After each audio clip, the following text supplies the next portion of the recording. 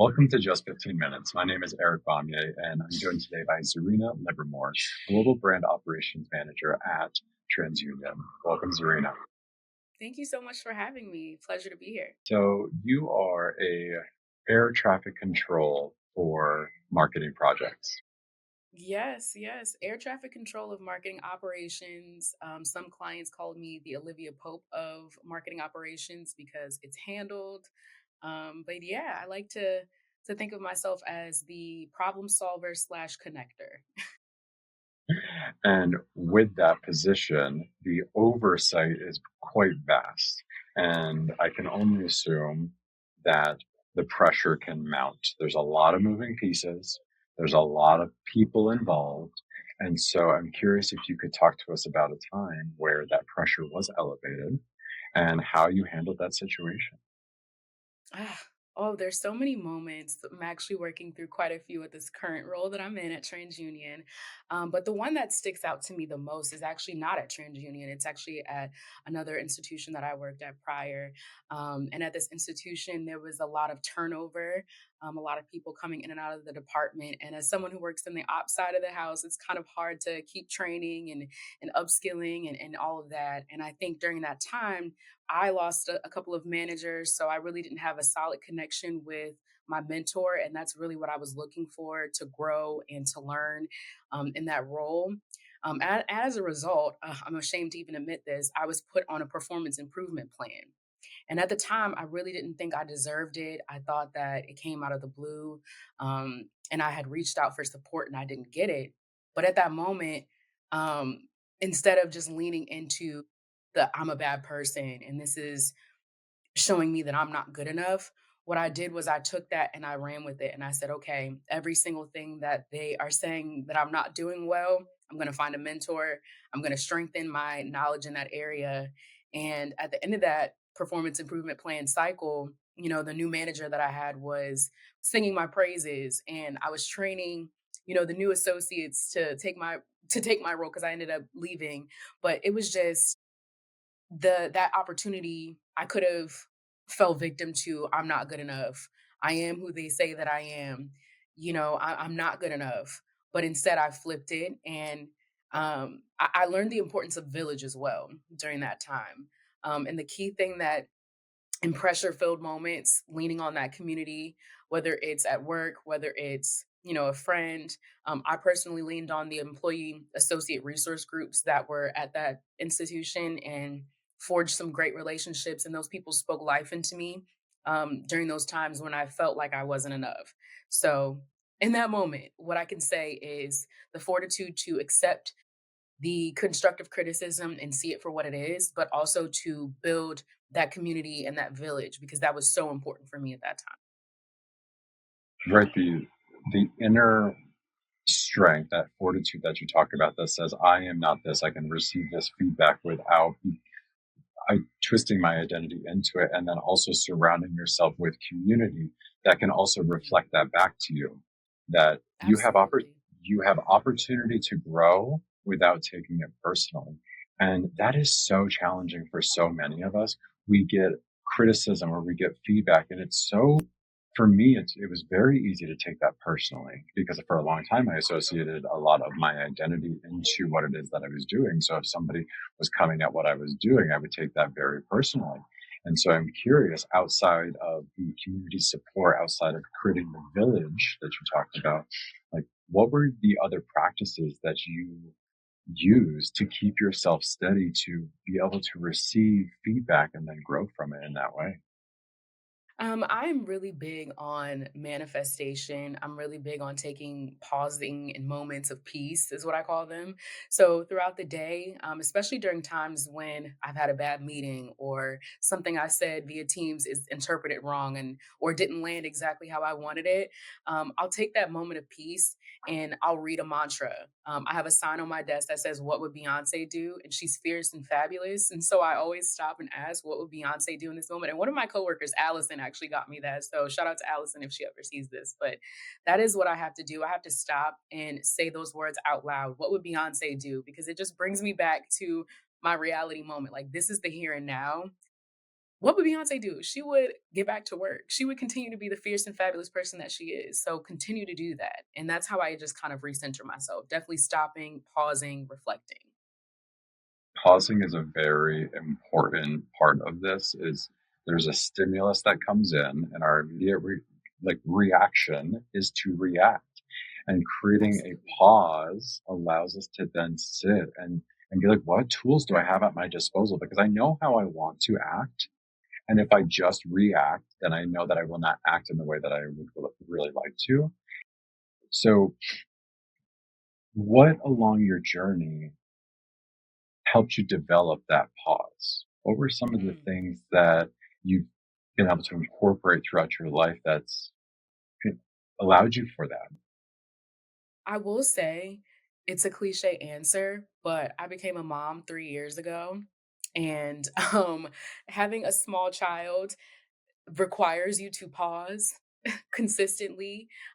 So I think that even been being pregnant and having to take pauses to honor my how my actual body felt up until now to having to pause before I react to something that my 3-year-old has said, because I'm constantly doing that outside of work, it translates over into my daily life.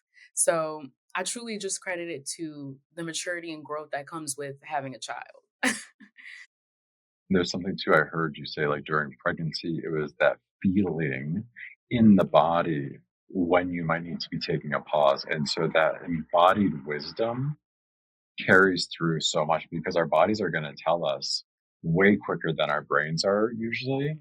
when we're feeling something, when something is right or when something is wrong, and that intuitive wisdom to be able to listen and say, hey, right now it's pause time before the brain takes Absolutely. over and you go down a path that you're going to regret later on.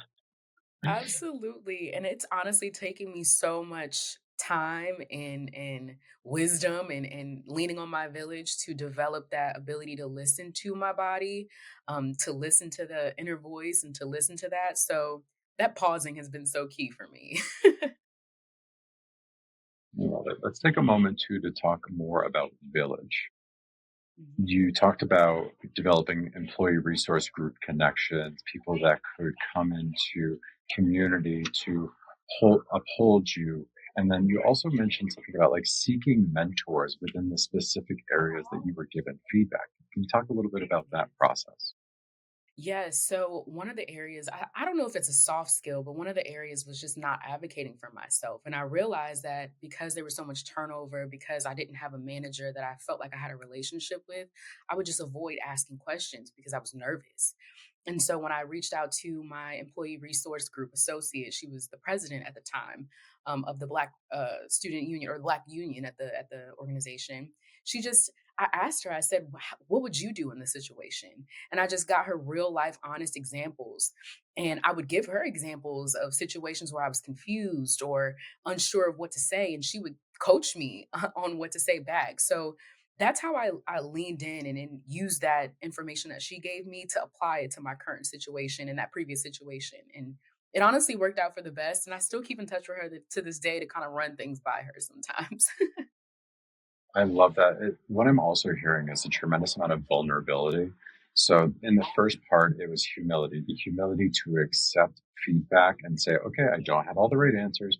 Okay, there may be a better way to do this, or there may be room for improvement. I can like set my ego aside for a little bit and I can listen, right? Humility. And then the vulnerability that it takes to then bring that to somebody to be like, hey, I'm working on this part of myself. Would you be willing to work on this with me? Like deeply vulnerable. So how did that feel in those moments of bringing in this mentor and like revealing this with them? Well, culturally, I'm an African American Black woman. We're not taught to seek that. It makes you feel like you're less than for seeking that type of support. So I appreciate you for acknowledging the vulnerability. And in that moment, I kind of felt like, oh my gosh, is she gonna think I'm stupid? Is she gonna think? But I think at the point, I was so desperate. I'm like, "I've never been written up in my life. I feel like this is such a horrible representation of my character." I was so desperate at that moment to refute all the negative things that were said about me in that, performance improvement plan, that I was willing to just say, "You know what? How much lower can I get?"